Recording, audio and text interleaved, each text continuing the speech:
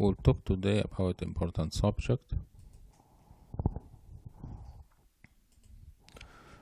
If we find in the X-ray of patients patchy calcification of both kidneys, how we think about the diagnosis? Is it calculi, renal stones, or what's called nephrocalcinosis, deposition of calcium in the renal parenchyma, or Fanconi syndrome, or amyloidosis, or polycystic kidney disease?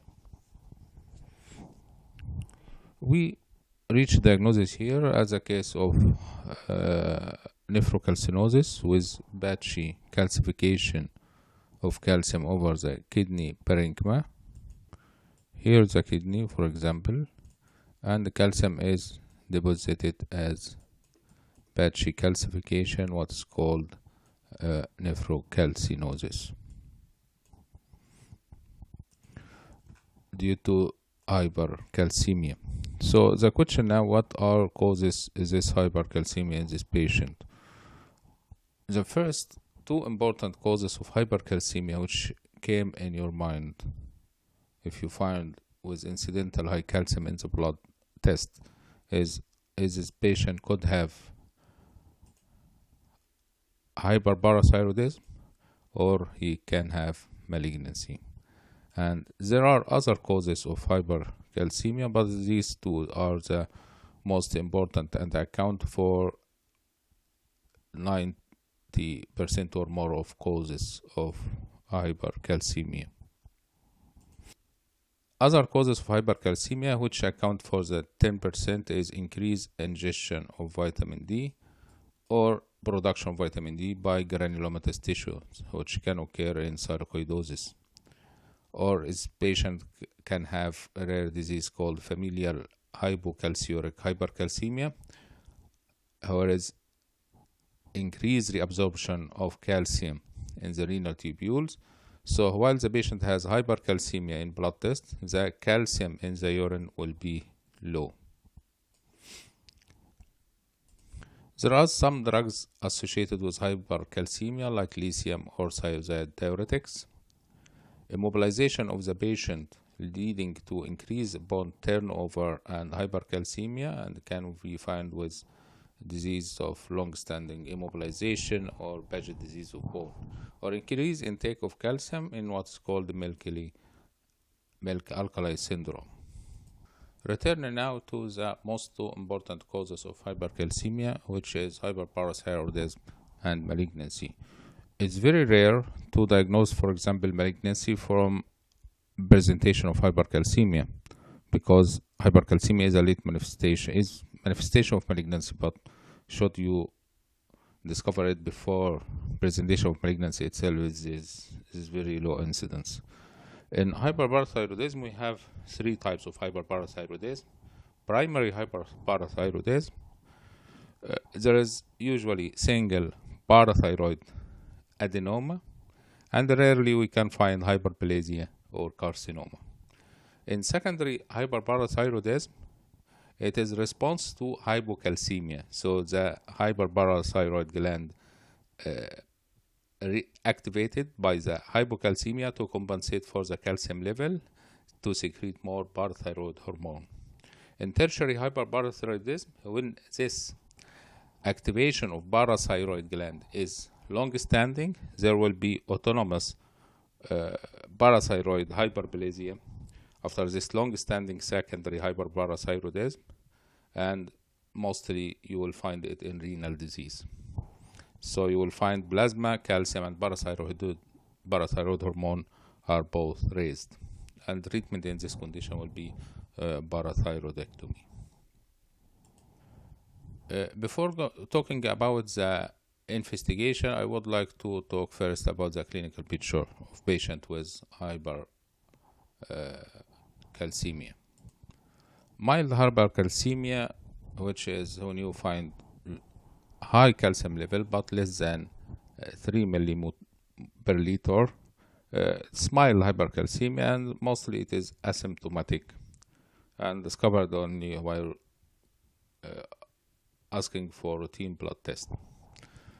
Severe hypercalcemia, more severe hypercalcemia, you will find the patient sometimes complain from general malaise, depression, bone pain, abdominal pain, constipation. And in the more advanced stage, and Y level, for example, more than 3.8 millimole per liter, you will find the patient dehydrated from polyuria and confused, and consciousness will be affected, and also there will be risk for the heart muscle for cardiac arrest. These symptoms sometimes represented by this summary of descriptions called bones, stones, abdominal moans, and psychic groans, which equal for bone, which increase risk of fracture, pain in bone pains, stones, which is increase tendency to have renal stones, abdominal moans, which multiple GI manifestation like abdominal pain, constipation, nausea, anorexia, and psychic groans, which equal for confusion, memory, affection, and delirium from advanced dehydration. While we will talk now about investigation. When we investigate hypercalcemia, we check fasting serum calcium and phosphorus level, accompanied by serum parathyroid hormone level. You will find serum phosphorus level is low or low normal in primary hyperparathyroidism and some cases of malignancy. In other causes might be high. Is normally the relationship between serum calcium and parathyroid hormone level is reciprocal. So if you find the serum calcium high, parathyroid hormone should be low, just to avoid or control calcium level. And if the serum calcium is low, the parathyroid hormone will be increased to compensate for blood calcium level. If you find this in presence of hypercalcemia, the parathyroid hormone is normal or high, so it is inappropriate and implied diagnosis of primary hyperparathyroidism. And if you find this level of parathyroid hormone is undetectable or equivocal, so you could search for other causes of hypercalcemia by other blood tests. For example, according to the cause, you suspect malignancy, for example, multiple myeloma, you ask for protein electrophoresis. Search for other causes of hypercalcemia in endocrine disease, for example, thyroid toxicosis or Addison, so you ask for thyroid function test or senectin test to exclude Addison disease. And according to malignancy type, if you suspect bronchial carcinoma, you ask for appropriate tests like CT scan. If you suspect thyroid cancer, you ask for ultrasonography or biopsy of if you find a nodule, for example.